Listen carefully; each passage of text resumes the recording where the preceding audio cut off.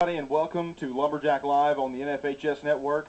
I'm Rob Reep, alongside Joel Gray, joining me once again. Thanks for being in the booth with me. I appreciate you joining me once again. Great. Another beautiful day. It looked like it was going to rain earlier, and now the sky's clearing up a little bit. Got some sunshine, and that's what I would order for a baseball game. We've got a good ball game on schedule today. The Warren Lumberjacks at home taking on rivals, conference rivals, the Monticello Billies. Nathan Hurston going to be starting on the mound for the orange and black. First pitch coming.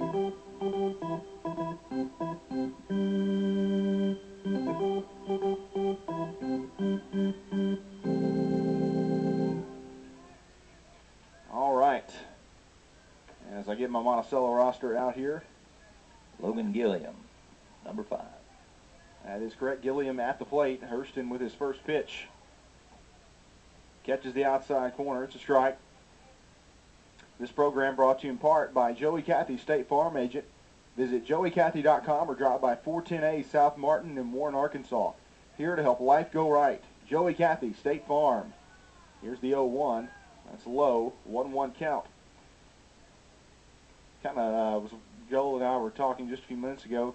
A little bit late in the season, and interesting enough, this is the first conference game for the Lumberjacks this year. And Monticello already has 3. They're 3-0 in the conference, and with a 16-4 record, they're playing good baseball. So the Jacks may have their hands full today. Here's the pitch. And that's a called strike. Gilliam a little unhappy with that call, but just caught the knees. 1-2 count here in the top of the first.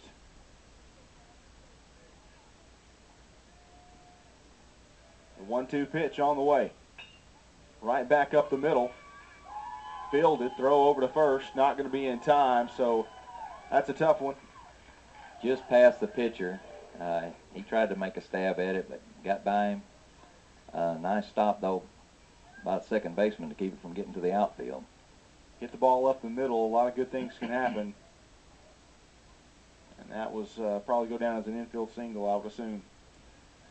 Notice the wind picks up and then it dies down. I don't know if that'll be any kind of a factor later. But flags were standing straight out a while ago, and now they're fluttering. The leadoff man on. You wonder if they might try to go ahead and take second here. Here's the pitch. Called strike. Looks like the zone's going to be a little low today. Right now, we'll take it. Clint, how would you say his last name, Rob? Peugeot? Piggott? Piggott. Clint Piggott. That's upstairs and out. 1-1. Runner on first here for the Monticello Billies. Chance of a little shower today. We'll see if we can get this ball game in without having any rain pop into the area. Runner not taking a big lead. That catches the outside corner. Hurston, nice ball placement at the moment, keeping it low outside.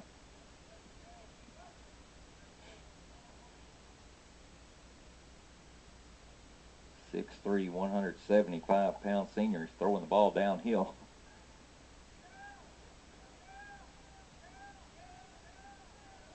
From the stretch.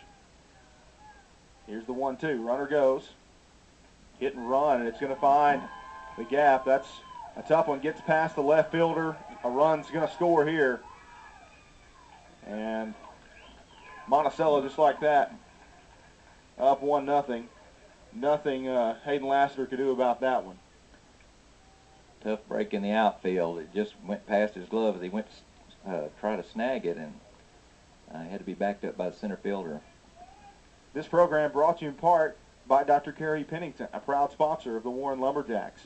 Also brought to you in part by Union Bank and Trust. A proud member of the Warren community, Union Bank is here to serve your needs.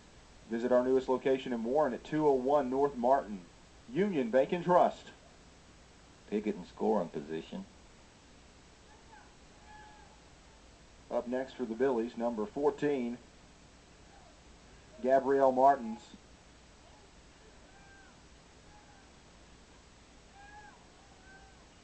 That's low and outside. Smith had a Gabriel. work Sorry to about get. that. I'm putting the. I That's was my Spanish. My Spanish lessons getting me there. Smith did a good job to stop that pitch. It got a little wild there to the right. Hurston comes set, 1-0. I wasn't going to say anything about the pronunciation of his name, but I thought he might come up here later. He has a bat there, so. Well, I was just going to point out. When you have the microphone, lots of power involved with that. Right. 2-0 count. Hurston comes set. Martin sits that to second. And the out recorded at first, so the runner moves over to third. And we got one down in the top of the first. Still 1-0 Monticello. Up to the plate, number 10, Grant Jeffers.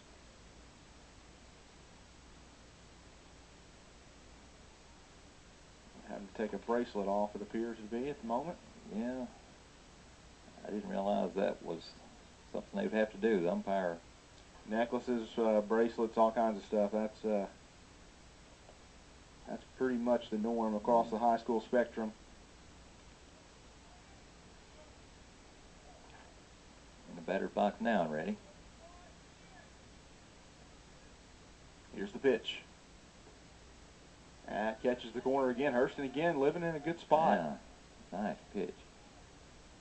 Showing some control. You can win some ball games with just nothing but control at this level. Need it now with only one out and a man on third. Lassler can't come up with it there at short. Took a tough hop on him, and a run will come in. Just past the shortstop. 2-0 now. Monticello with the lead. Top of the first. Runner at first. Mason Morgan, number 12, the sophomore, 6'4", 190, up to the plate. You can see why they're 16-4. They certainly can hit.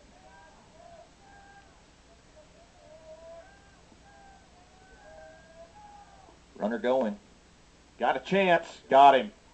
Great and that's job. 2 down. Nice job. Nice job by Smith. Make the throw. 2 down. Just like that. That one really was never in doubt. Runner a little hobbled after that. He's kind of limping off. Hurston's got a relatively quick move to the plate. That was a great throw by Smith.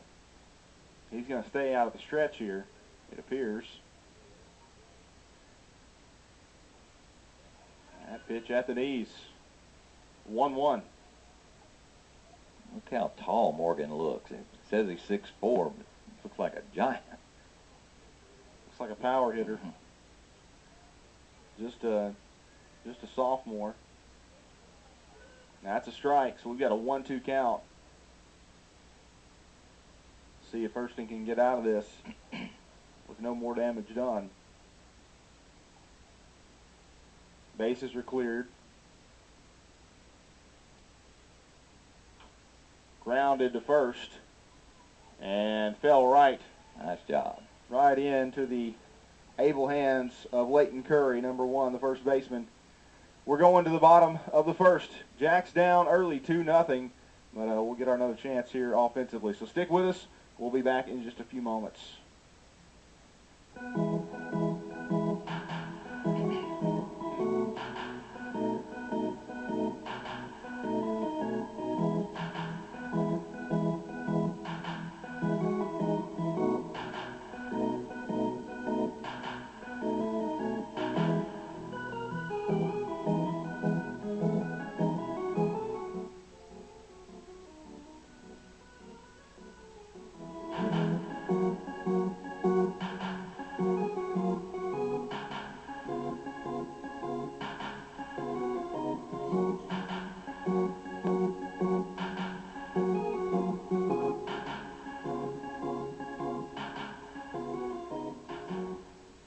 Welcome back to Lumberjack Live on the NFHS Network. I'm Rob Reep alongside Joel Gray. We've got Warren Monticello baseball right now on the network. 2-0 early. Monticello leading the Lumberjacks going into the bottom of the first. And these two teams, obviously pretty big rivals. First conference game for the Lumberjacks this year, and trailing 2-0. Playing a pretty good Monticello ball club here, 16-4 on the season, 3-0 in conference play so far as Monticello, and that record shows they've got some skill. Typically, you can trace that back to pitching. That 16-4 record doesn't just happen out of nowhere. We saw too that they displayed their hitting ability early on in the top of the first. Here's the first pitch to get them underway. Number 14, Martins, is on the mound. 1-0 pitch coming, and that's a strike.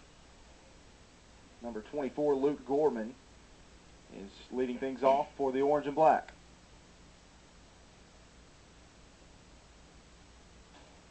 Pitch is outside. Gorman had a great game at the last time I was here with you. He did a little bit of everything in that. Great, he was pitching, and he got a lot of hits. Had a really, really good game against Lakeside. Cade Reep on deck for Warren. Swing and a miss from Gorman. Went inside. Tried to turn on it. Just got to get those hands around a little bit quicker.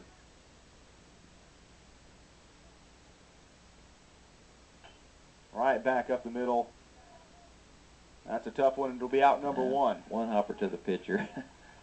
Makes you wonder, why do I even run? But we saw a week or so ago against Lakeside, you never know, that a wild pitch and you're on, you may even get a double out of it. You know, even on the big league level, occasionally you'll see a pitcher just try to lob one over to first, and that can sometimes be a problem. Swing and a miss from Reep. And you were right about the pitching. You see heat coming from Martins.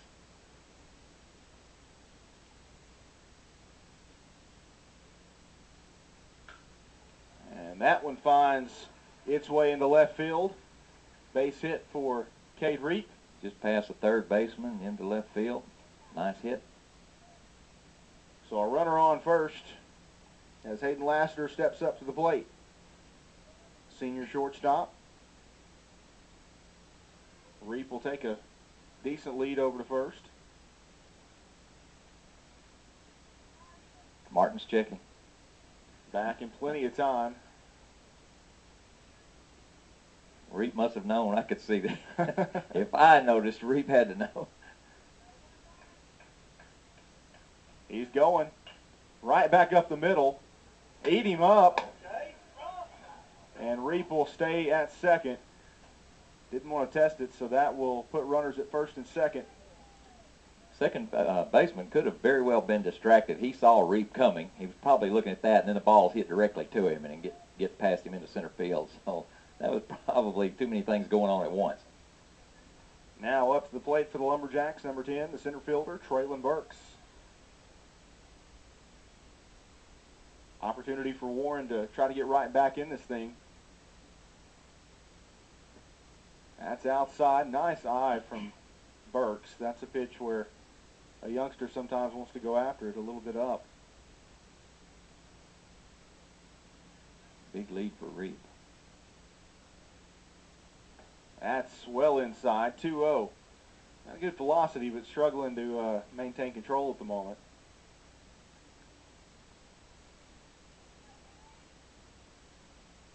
Martins comes set. Here's the 2-0. Going to second. Nobody's there. Shortstop was near Reep, but not on the bag.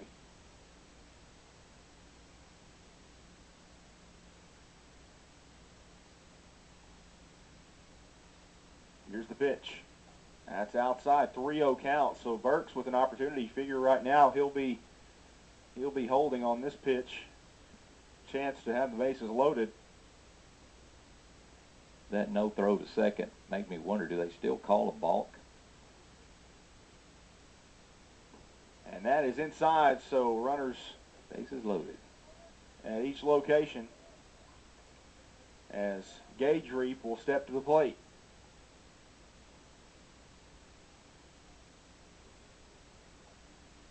Monticello in a little bit of early trouble here. Base is loaded. Looks good out there. That's popped up to the first baseman, right where you didn't want to hit it. And that'll be 2 down. That's an area right there, Joel, where your pitcher's been struggling with a little bit of control. Swinging first pitch, probably not the best idea at that point. Thought we were going to get a chance to explain the infield fly rule there, but he caught it. Nathan Hurston up to the plate. He's your pitcher today for the Lumberjacks. What's so great about that is no one will know if you're right or not because no one understands it.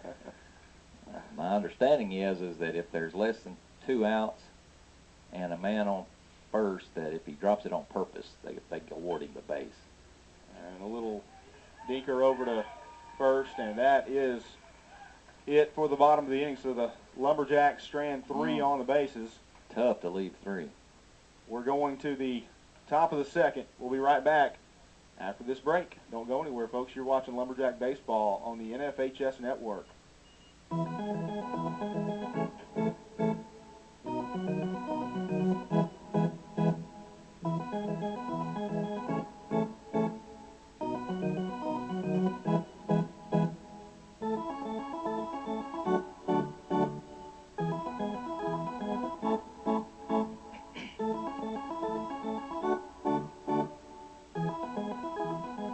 Welcome back to Lumberjack Live on the NFHS Network. I'm Rob Reep alongside Joel Gray. Today's program brought to you in part by Arkla Timber Harvesting, Inc. Arkla Timber Harvesting wishes the Jacks the best of luck in tonight's game. Arkla Timber Harvesting, a certified Arkansas Pro logger. Go Jacks! Also brought to you in part by Arkansas Superior Federal Credit Union.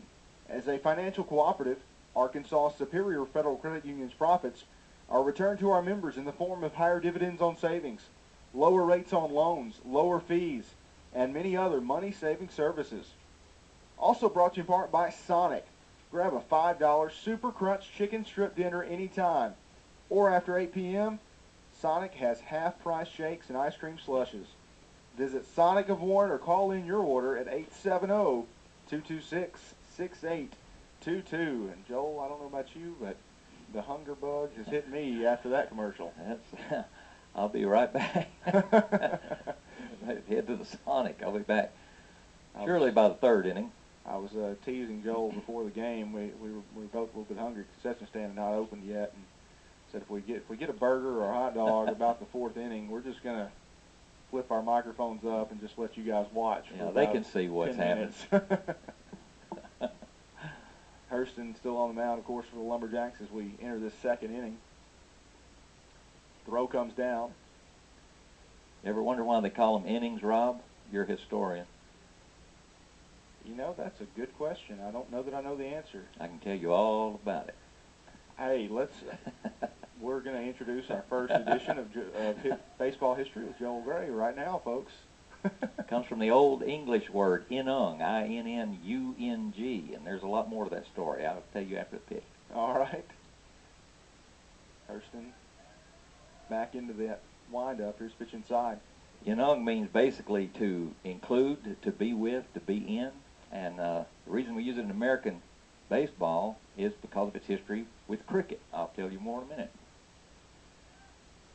I did know that baseball is kind of a pulled version from cricket. So in cricket, an innings is each team's at bat. So where we divide it up in the top of the inning and bottom of the inning, an innings, singular, is each team's at bat. We Americanize it by dropping the S and dividing the inning. And strike 3, 1 down. Well done. Excuse me. And so basically it means an inning is to be in, or each team's at bat is an inning. That's where we get it from, though. No clock, just your turn. Yeah, it's your chance. Right.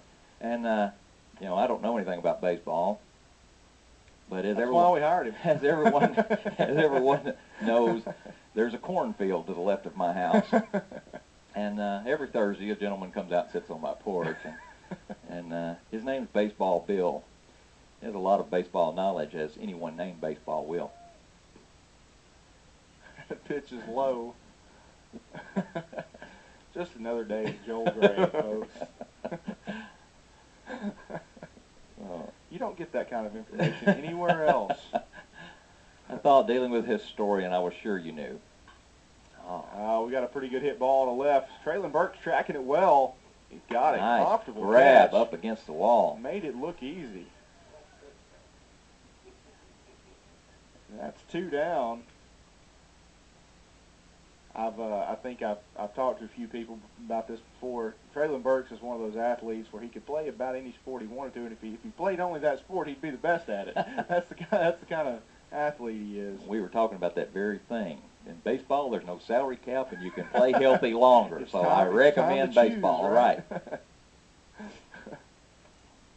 Make more money for a longer period of time. I like your thinking.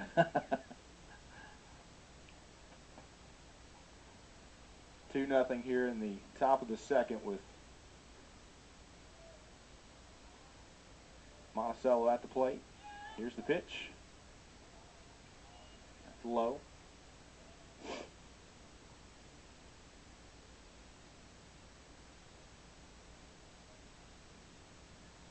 At the plate for the Billies, number 9, Sam Mincer. Tries to lay that bunt down.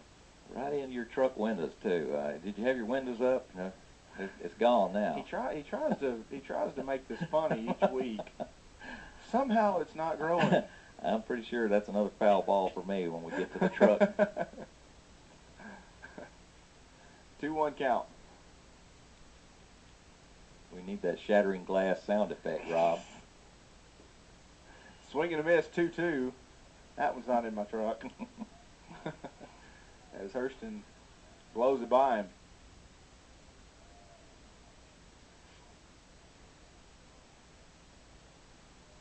How much trouble is it to get a switch hitter for a pitcher? From a catching perspective, it didn't necessarily bother me. I always liked having a right-handed batter at the plate, just specifically if you've got a runner on first at any point. It makes it a little tougher to follow them, watch them. But in this position, I don't know that it makes a whole lot of difference. As a pitcher,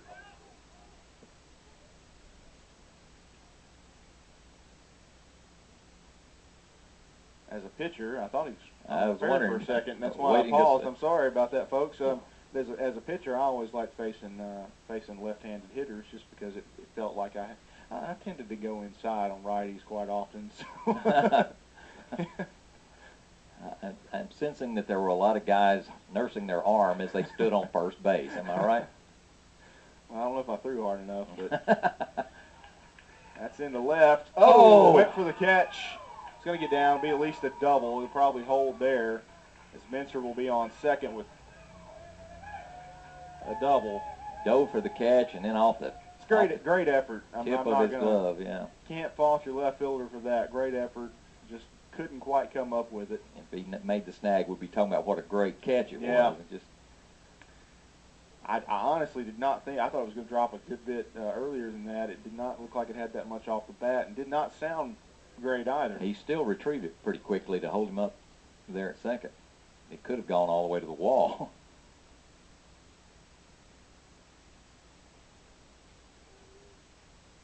Number 6, Will Brooks at the plate. Tries to lay down a bunt. I see he's not using my bunting technique where the face is right in front of the plate, the ball smashes right into your front 2 teeth, and my illustrious Little League days, fortunately, are behind me. There was no salary cap, though.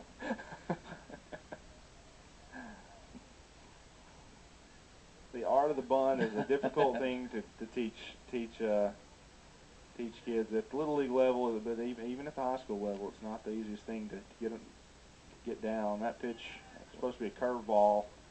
I found didn't get on top of it. One of the most important aspects of bunting is fingers behind the bat.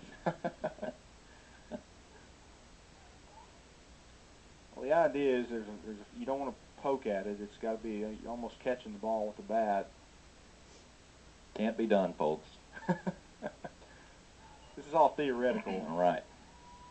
Pitch outside, 2-1.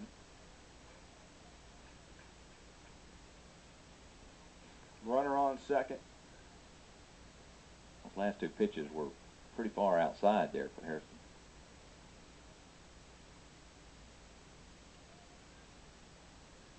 Here's the pitch. Into the truck. Fouled off. We have 2 foul balls now, Rob. That gets the other window. That was the window probably on the driver's side. His paycheck is dropping by the minute.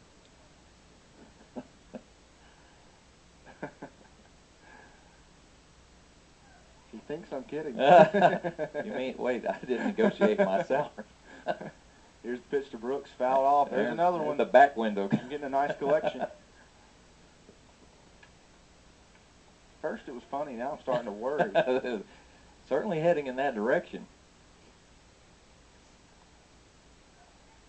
2-2 count. Smith gives him the call. Huge lead by the runner on second. Nobody.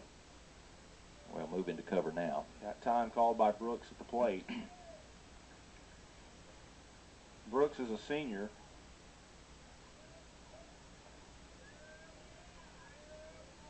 Hurston comes set.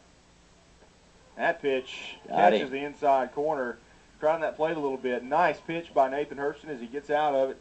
2-0. We're going to the bottom of the second, folks. Stick with us here as we got more baseball coming your way after this break.